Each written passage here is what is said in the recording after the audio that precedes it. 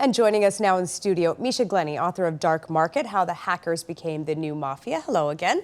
Hello. Yesterday we talked about cybercrime. Today I want to focus more on the cyber criminal. So let's start with, is a cyber criminal the same thing as a hacker? No, not necessarily, although a hacker can be a cyber criminal. A very interesting thing has happened to the word hacker over the past 20 years. So about 20 years ago, a hacker was seen actually usually as a sort of positive character. They were people who could explore the outer edges of computer systems. They could find flaws in those computer systems, which is how they originally started. And they could suggest ways of improving those systems. And so they were seen as a sort of cleansing, positive force. Now, 20 years later, i.e. now, the word hacker is almost always pejorative. How has that happened? It's happened through a combination of the proliferation of cybercrime and law enforcement projecting an image of hackers, which is essentially a negative image, combined with the media. The media, which on the whole does not understand what's going on in the cyber world because it's so weird and complicated and, you know, why would they? But also we have, let's take something like the scandal that's engulfing Murdoch's empire, News Corp and News International. It's known in the United Kingdom all the time as the phone hacking scandal. So the idea is that they hacked into phones. Now, actually what happened is that journalists from the News of the World and the Sun and elsewhere paid people to secure PIN numbers to voicemail boxes, either from internet service providers or from corrupt police and things like this. And then they used those PIN numbers to get into the voicemail box and hear the celebrity's message. Now, there is no hacking or computer skill involved in that. They are not hacking the phone. They're just simply bribing people to get information. But what you get relentlessly is the idea that they're somehow, you know, hackers are somehow involved in this, and they weren't involved in News Corp and News International.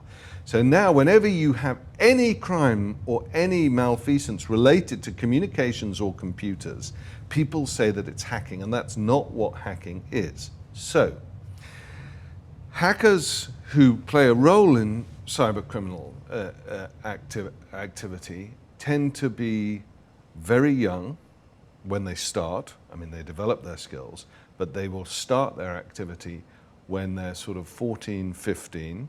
Their descent into cybercrime, which is breaking into computer systems in order to use it for personal gain or the personal gain of others, because at that young age they're frequently manipulated by others. They often don't understand the moral implications of what they're doing because they're so young. And they are enthusiastic adolescents a lot of the time who are probably slightly mischievous, but they're having fun and they're exploring this environment which for them is a very natural environment. How do they get into that environment? Because there is this trajectory that you present throughout your book that there's this historical role of video games, which is normally what we sort of link with 14 and 15-year-old boys when it comes to using the computer. So take me through that. How do we get from video games to the hacking community? Okay, so, well, let's take the example of one of the characters in the books, in the book DarkMarket, Matrix 001.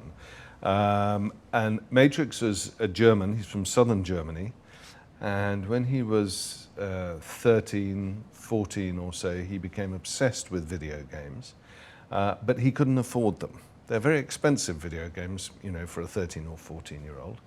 So what he was able to do is he learnt how to crack the video games, right? So he could copy them illegally. He could break the code which was preventing people from copying them.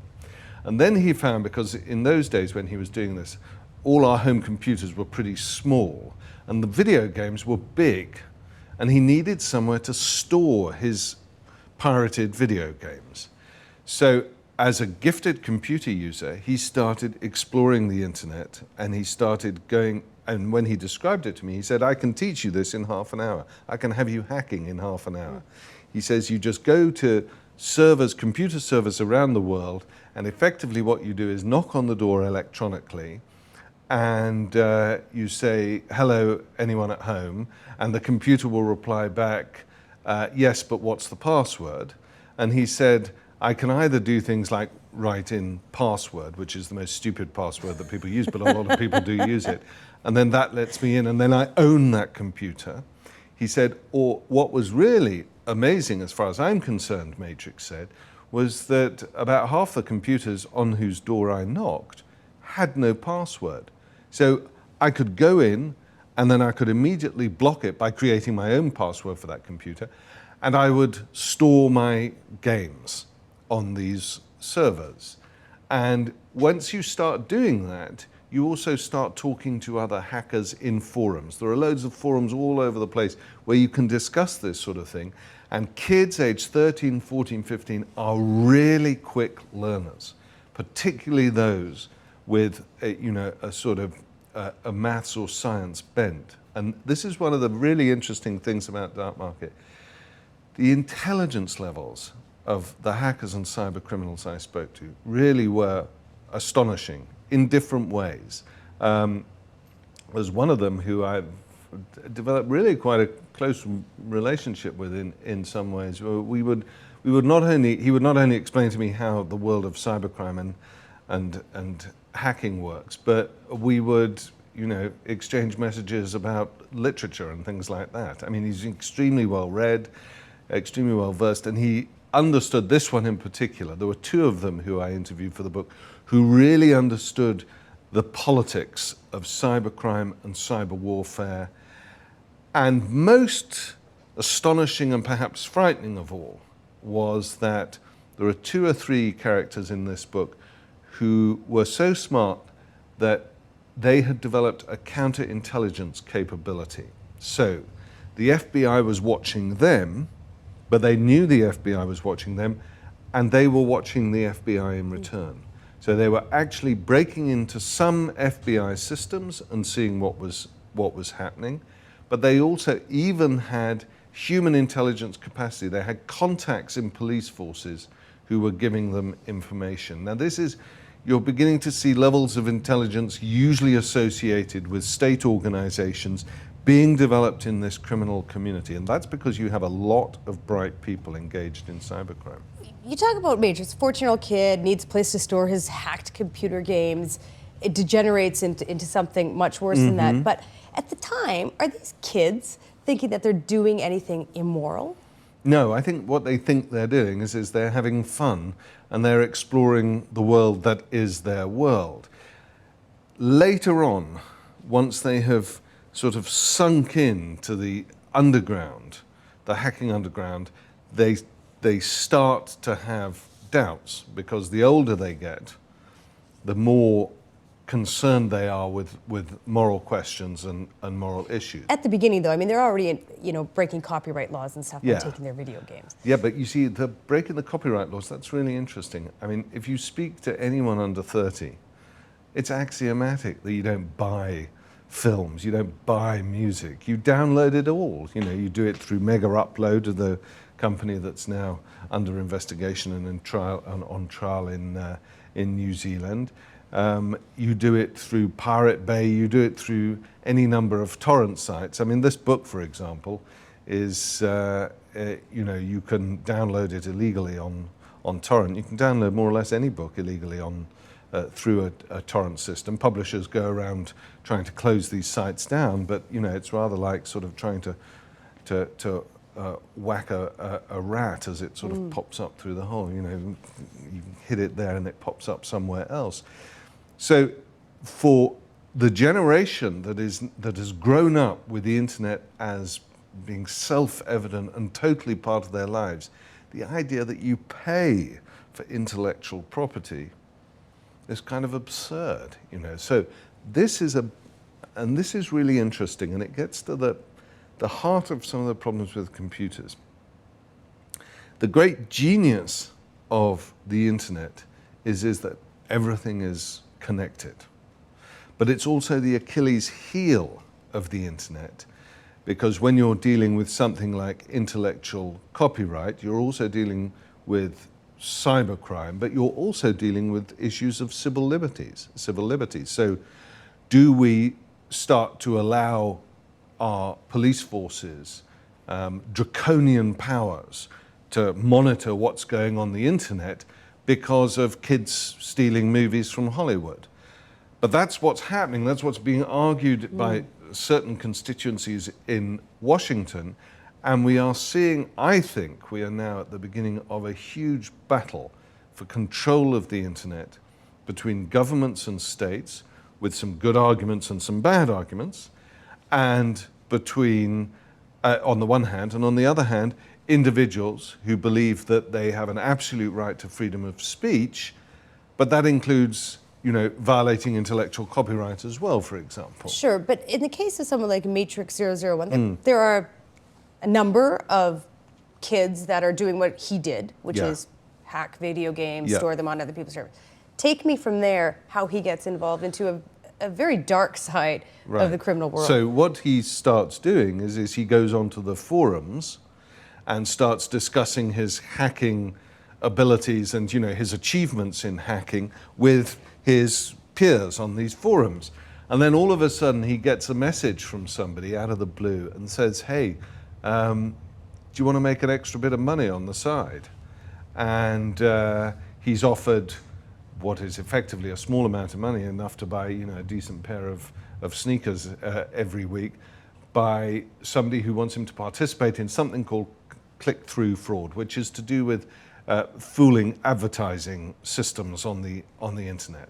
Again, it's a fairly basic fraud, and you can make a bit of money out of it, but the Mr. Big, who's asked him to engage in this, is making a lot of money out of the click-through fraud.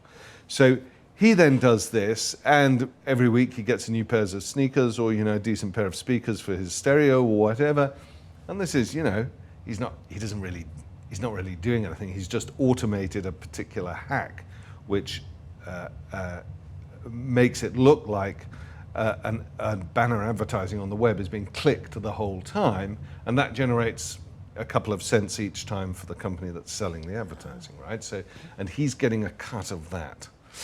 So, it's small beer, but as soon as somebody sees that he can perpetrate this very well and very successfully and be disguised about it, they come and say, hey, you've got to come and see this website that I've found. And then they'll direct him to somewhere like Carter Planet, which we talked about yesterday, which was the site in Ukraine, the big credit card fraud site. And that is where Matrix 001 met some of the other characters in this book, who of course were thousands of miles away. It's an incremental slide into crime, which at the time, if you remember how old these guys are, they don't really understand, in my opinion, that incremental slide. Of course, very soon they become immersed in this underworld environment, and it's a very peculiar, if you read the way they communicate with each other, there is, first of all, there's a strong level of misogyny amongst a lot of this. There is a sort of adolescent anarchy about it. There is an anti-statism which they share with hacktivist groups like the group known as Anonymous, where anything to do with the state is bad, and the language is very, very intemperate. But this becomes their whole world. Sometimes when I was talking to people like Matrix, when he was describing this world, it was almost as though this was much more real and vital and immediate to him than his daily life. You said misogynist. What do you mean? Well, it's partly because the hacking world tends to be a male world. It's 95% of hackers are male, and you have to compare that with conventional crime, where you see about 80 to 83% of criminals are male. So statistically, it's really significantly different, the amount of males involved in this. And so a lot of the forums are ones which will, have sections on hacking, but then you'll have sections, talking about women and this sort of thing, and it's just a very kind shared interests. Yeah, shared interests. It's a sort of, barroom style community. But as I say, on the internet, what I've discovered about the internet, you will have noticed this, if you look, for example, on newspaper websites, so someone has an article on the newspaper, and then you have all the people's comments. When you read those comments, people are much, much more unpleasant when writing on the internet than when talking in real life. People feel as though they can dispense with normal sort of, conventions of courtesy on the internet. It encourages a sort of extreme expression. And in the underground, that's on steroids, basically. And so, for example, one of the big problems that cyber criminals have, again, we talked about this yesterday a bit, is this issue of trust between themselves. And so if they suspect somebody of being what's called a ripper, which is a criminal who's ripping off other criminals, then the invective is relentless, often, extremely unpleasant. In a sense, it compensates for the fact that they can actually do nothing about this ripper rather than damage his reputation. But it is sort of akin to sending the goons at the door in traditional crime. It is, breaking your knuckles. and sometimes you have that sort of victimization of one of their peers who may or may not be guilty, because of course this is the internet, and so you never really know who's doing what. And so there is a lot of sort of psychological warfare that goes on in the underworld. Rather, as you see, as I say, I mean, in things like forums about politics in the legitimate internet world, people are just very, very nasty on the internet. There's another character that you focus on a lot in this book, and I want to talk about him. His name is Gilsey. Yes. Talk to me. Who is Gilsey? What role does he play in this criminal Gilsey world? should just be coming out of jail now in the United Kingdom, and so I hope I'll see him when I get back and see how he's doing. He was a Sri Lankan, and he was caught in the early 80s. He was growing up in the early 80s in Sri Lanka, in both Colombo, the capital, which is a majority Sinhalese community, and he's a Tamil. And life for Tamils in Colombo in the early 80s was during the Civil War. That's right, was not good. And so his parents took him up to Jaffna, which is effectively the capital of the Tamils, but a huge war broke out in Jaffna. And both in Colombo and in Jaffna, Renu was caught in the crossfire. And life was becoming so dangerous that his parents packed him off as a 13-year-old on his own to the United Kingdom, where he had an aunt and an uncle.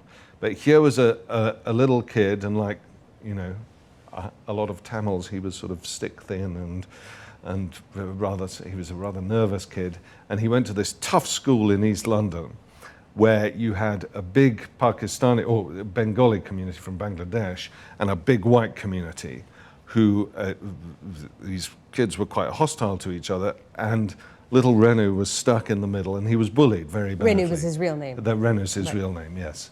Renukant. So he was badly bullied, and he withdrew into himself. He was very good at maths, and he played truant. He refused to go to school, and just stayed in his aunt and uncle's house and sat watching television and playing on the computer. And he turned out to be, very good at computers. And again, this was a sort of, here's somebody whose life had been battered first by the Civil War, then by his experience at school, and his English was quite poor. And all of a sudden, he was welcomed into this community because of his skills.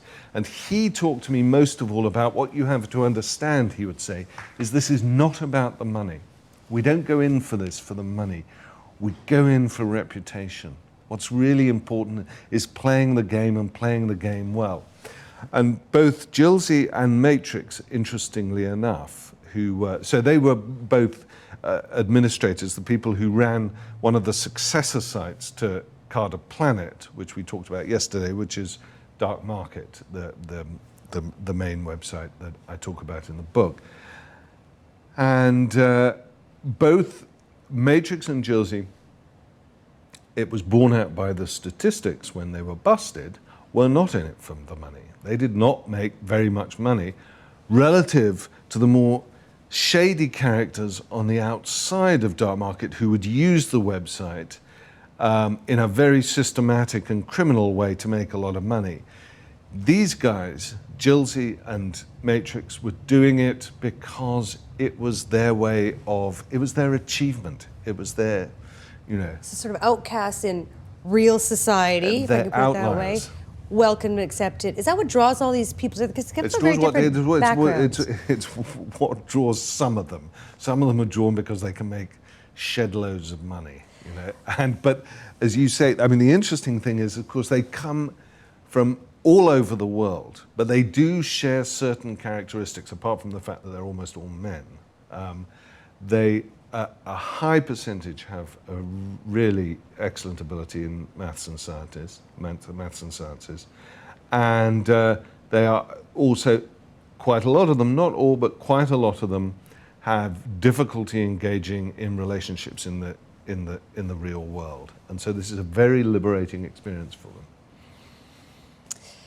You just mentioned that Jilzy was behind bars and he's about to come out. What did he get? How many years? Jilzy got altogether for just under 4 years. 4? And, yeah. Exactly what was he convicted of?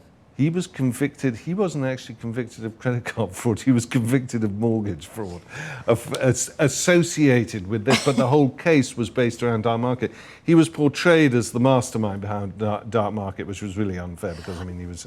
Almost all your characters at DarkMarket, they're not characters, they're real people. They're real people, yeah. Have spent time in various jails around the world. Some of them have escaped it, but yes. Okay, so that begs the question, is this the best way to deal with cyber criminals, putting them behind bars? Well, you know, if people make a lot of money out of credit card fraud, then, you know, they've got to face the law. There's no question about it. However, as I said earlier on, what we're dealing with is a new type of criminal, one who doesn't need to wield violence but needs all sorts of other skills, either social engineering or hacking skills. Now, these are very valuable skills, and they're often skills associated with people who have difficulty in engaging in social relations with the outside world. Now, at the moment in the criminal justice system, we have trouble enough with rehabilitating ordinary criminals. We have absolutely no program for rehabilitating hackers. So somebody like Jilzy, for example. Jilzy, not only has he spent this time in jail, but he's subject to what we call in the UK a prevention of crime order, which means that he is, now that he's out, he's not allowed to access the internet except under police supervision. Now, these days, you can't get out of bed without accessing the internet. And so this is a crazy thing to do. It's somebody who's got great computer skills saying you can only use the library to access the internet, and that once a week or whatever. With pay-as-you-go mobile devices, smartphones and everything, he's bound to go underground, you know. And actually, there is a dearth of people with real computer skills in the world. And one of the things I want to try and do, actually working with a fantastic organization here in Toronto called Citizen Lab at the University of Toronto, is to set up a program whereby we can match convicted hackers and the skills of convicted hackers with organizations which don't have a lot of money necessarily, who need computer security, particularly NGOs and charities and so on, because increasingly you can't work without very sophisticated security measures if you're an organization. If you have anything to do with politics, then you're extremely vulnerable. So use their skills for good. Use their skills for good. That's what we need to do, rather than just locking them away and then expect them to deliver pizzas or flip burgers. Because that's not working in terms of deterrence. That's not working. We spent about an hour in the last 2 days talking about cybercrime. And I think, when I ask you the question which I'm about to ask you, which is who's winning, the police and government crackdown or the cyber criminals, I'm pretty sure you're going to say the cyber criminals are winning. Yeah. Okay, given that, what do we need to do? Because this is a big problem and a growing problem at several levels, not just, I mean, in the world of the internet. It's affecting people in their daily lives, credit card, it's affecting governments, all things. Yeah. What really needs to be done to get the upper hand on this? First of all, what you have to understand is you cannot eliminate the problem. What you're talking about here is risk reduction. You're not talking about risk elimination, because there will always be ways that people can get around the system.